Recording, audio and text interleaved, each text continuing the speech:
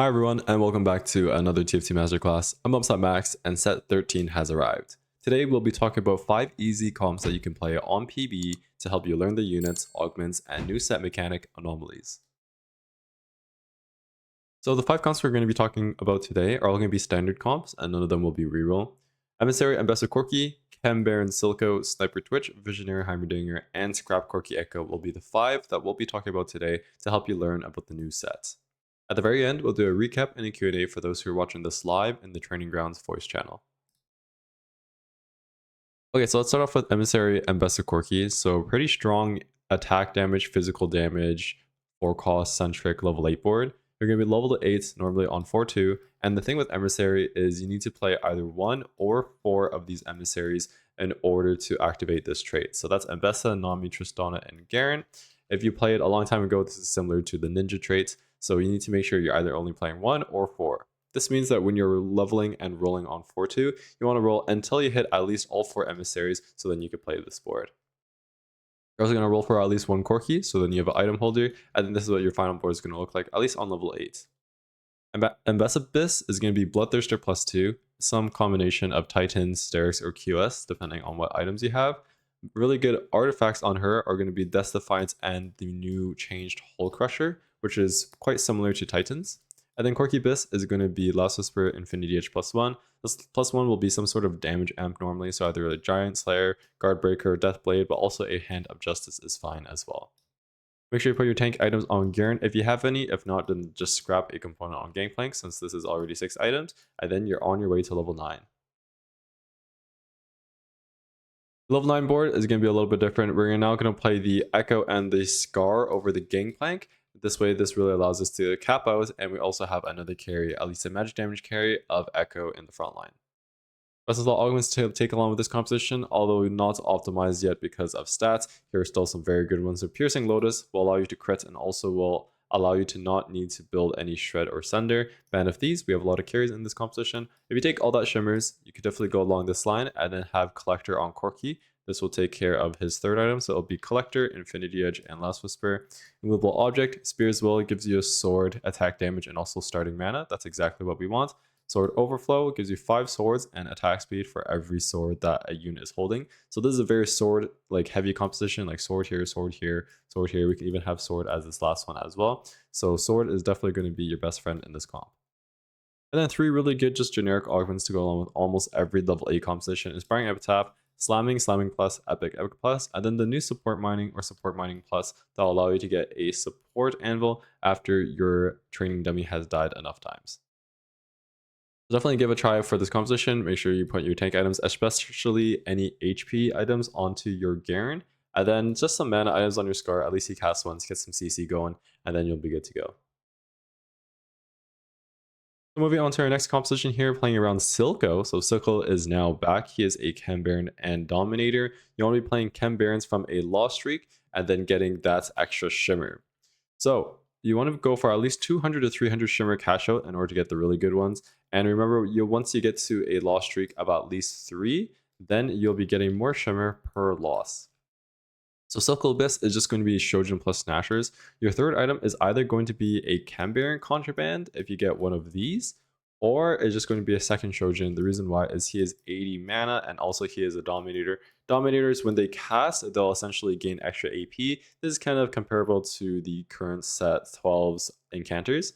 So because he has 80 mana, double Shojin, right? So he'll be getting 20 mana per auto attack, and then you have Nashers to really get those 4 auto attacks done quickly, and then you'll be getting your mana cast quite quickly. Tank items will go on a least. So the way you want to play this is early game, you're just going to be playing 5 Chem-baron or as many Chem-barons as you can. Remember, the more Chem-barons you have, the more Shimmer you'll get per loss. And then once you're ready to cash out, you're going to drop the bad Chem-barons. So this will be the Singe, this will be the Smeech, and then you're going to be wanting to play Black Rose instead. It fits in quite nicely. We get Bruiser with Elise Rennie. We also get Sork with Vlad Swain. We get Visionary with Morgana Renata, and then also Dominator with Cassiopeia Silco, and then an extra Scion to help tank for us and allow our Silco to stack up with Dominator.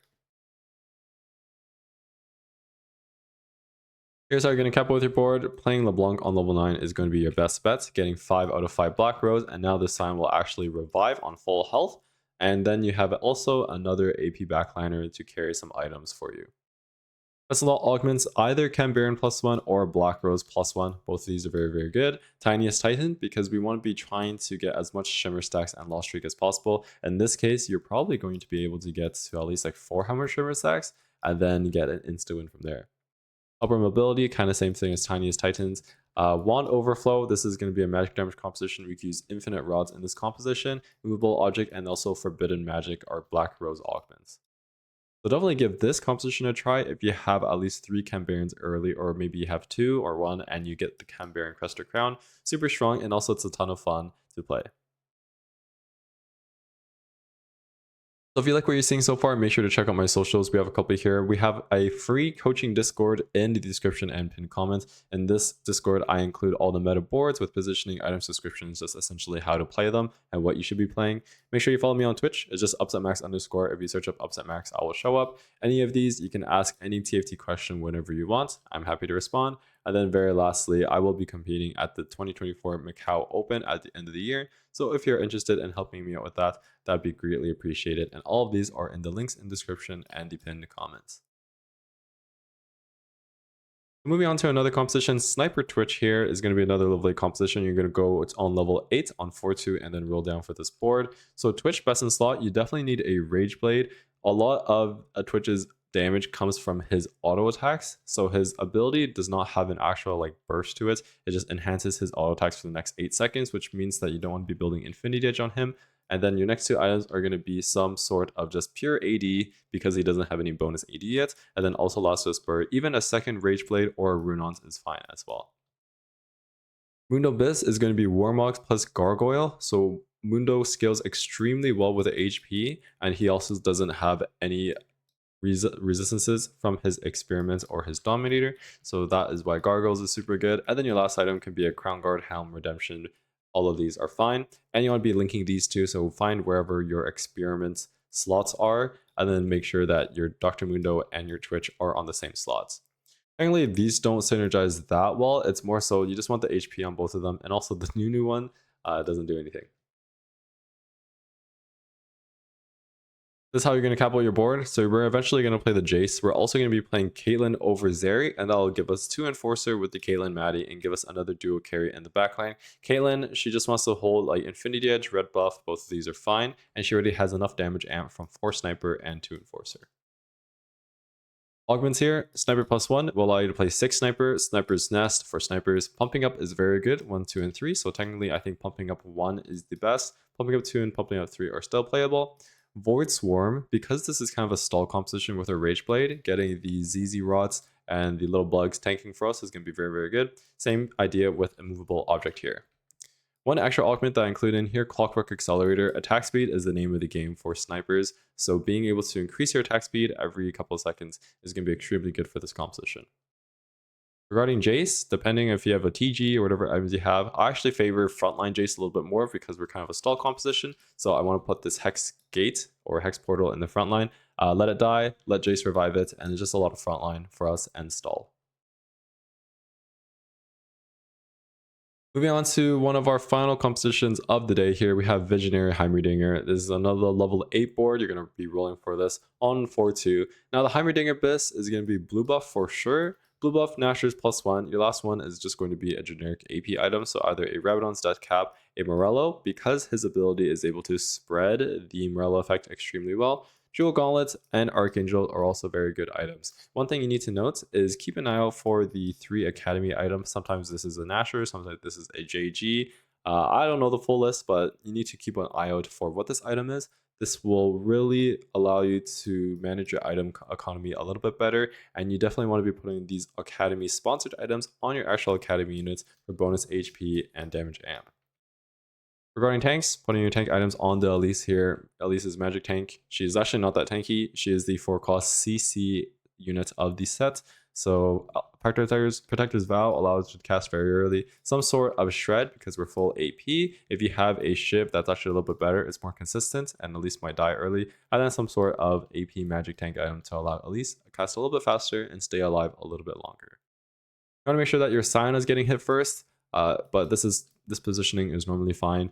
Heimerdinger, the more times he casts, the stronger he gets. So this is definitely a stall composition, and we want to make sure that we have a beefy front line, which in this comp we do.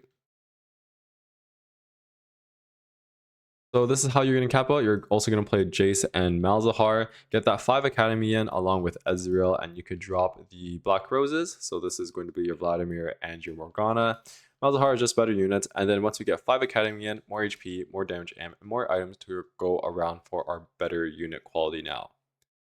Academy plus 1 will allow us to play 6 Academy. This is very good on 3-2 and also 4-2. On 2-1, it's a little bit tougher to fit, so that's why it's not that good on 2-1. Mana Flow works extremely well with Visionary, just being able to grant more mana on auto attack, and then also being able to gain more mana from your just any source from Visionaries. Void Swarm, same thing, stall comp. The more ZZ rots, the better. Every 9 rounds, you'll get extra ZZ rot, movable object, and also Piercing Lotus here. And then finishing with our very last composition of the day is going to be Scrap Corki, another level 8 board. So you're going to be playing Vertical Scrap, 6 Scrap, and best in slot on Corki is going to be Last Whisper, IE, and then either a sword or a glove. One thing to note, you really want to be spreading out your components with Scrap to get the maximize the Scrap trait and get as many items as possible. So like Rod or Cloak is very good on Echo. Gangplank is just any like sword, belt, chain, even like bow is okay. Trundle is one of the tank components, so like chain, belt, cloak, even tier. And then Ziggs and Powder both use rod and tiers. So this is essentially how you want to be mapping out your item components and allowing them to transform into actual components. Echo is going to be your duo carry in this composition, so make sure you put some AP, Bruiser, or Assassin items on them. So like Crown Guard, Hodge, Spark, Helm, these are all good. And your tank items onto the Elise. Now, although your front line might look a little bit sus, remember you have an insane amount of shielding coming from the scrap here, so your board is actually a lot tankier than meets the eye. This is eventually how you can cap out your board with some 5 costs. So the Ziggs gets out of here and you play the Rumble. Savika and Tristana come in over the Urgot. Once you get Pit Fighter from your Savika, then the Tristana Emissary, giving everyone attack speed, is just going to be a lot better. And that is essentially how you're going to finish off your composition. Make sure you get some items onto the Rumble and start upgrading him in his shops. Scrap plus 1 allows you to drop Ziggs earlier, Piercing Lotus, a movable object, and also any item augment. The more items you have in this comp, the better. It just equals to more shielding. So you definitely want to go for this. Any like big grab bag, any BRB, like these are all fine. Definitely give this composition out a try. A ton of damage, especially if you get that Last Whisper IE plus 1, and you have a ton of tank from this 6 scrap shielding. And caps very high because of the 5 costs that you can play it. All right, so that's it. I'll do a quick recap of the compositions that we talked about today, and then we'll end things off with a Q&A for those who are wondering or watching this live. So we talked about 5 compositions today. No reroll comps this week. Maybe we'll talk about reroll comps next week. Let me know if this is something that you would like. But yeah, all the level 8 compositions to help you figure out the default base level 8 for cost-centric carries. So Emissary, Ambessa, Corki, full AD, Sword Central. Chem-baron Silco is going to be your lost streak into like kind of fortune cash out type of composition for set 13. Sniper Twitch, Visionary, Heimerdinger, and Scrap Corki Echo are definitely going to be good comps to play as well, and good compositions to know. So that's been everything for today. Make sure you check out the links in the description to join my Discord, and also follow me on Twitch, and also join the Fit Gaming Training Grounds Discord if you're interested in watching these classes live. You can ask questions after, and I'm always happy to stay behind for those who are wanting to learn more. That's been everything. Have a great night. I'll see you all next week, and have fun in the new sets. Take care.